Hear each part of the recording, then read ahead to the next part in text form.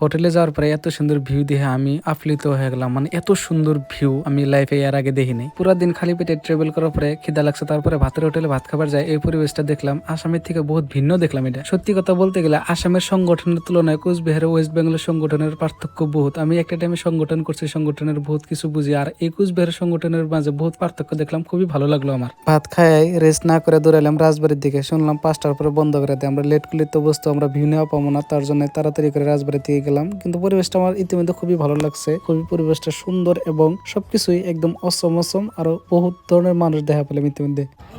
খুব ভালো। আর ওইদিকে রাজবাড়ি মেন অ্যাকচুয়ালি খুব ভালো লাগতেছে। ফাইনালি পুরো দিন ট্রাভেল করার পরে বর্তমান আমি ডেস্টিনেশন পেলাম। আজকের দিনের ডে 1-এর ডেস্টিনেশন এটা হচ্ছে বর্তমান রাজবাড়ি, কুচবিহার রাজবাড়িতে আছি। এখান থেকে কালকে ডেস্টিনেশন চেঞ্জ হবো। বহুত পর্যটক মানুষ আগে গেছে, এটা টিকিট কাউন্টার টিকিট নিব আমরা। তো বাইরে আমরা খাওয়া দাওয়া করলাম।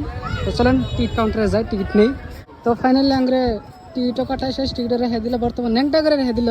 তো এদিকে আমরা ঘুরতেছি। তো এটা হচ্ছে আমার স্যার, এটা স্যারের স্টুডেন্ট, এটা বড় ভাই। তো sir, what happen you are feeling? নারলাগলা ইন্দুলা পিঙ্গা ইঙ্গার সুম মনাগা what happening to this your feel? একদম ভালো লাগতেছে, মানে ঝাক্কাস, কি আর কব, একদম সত্যি কথা। মানে বাড়িটা মনে হয় আমার নামে লিখে নিব, কিন্তু দিব না যে। আমার সামনে দেখতেছেন আপনারা রাজবাড়ি। একটা টাইমে এই রাজবাড়িতে বহুত যুগে রাজা মহারাজা এবং বহুত মানুষ আসছিল। এবং আঙ্গরে কি সৌভাগ্য দেখেন, এই জায়গায় বর্তমানে আমরা আইছি এবং আঙ্গরে বহুত সৌভাগ্য যে এই জায়গাটা আজকে নিজের চোখে দেখবো। এমনকি এই রাজবাড়ির প্রত্যেকটা ইটা দেওয়ালের বস্তুগুলো আমরা টাচ করে ফিল নেবো যে কত শান্তির আসলে এই রাজবাড়িটা।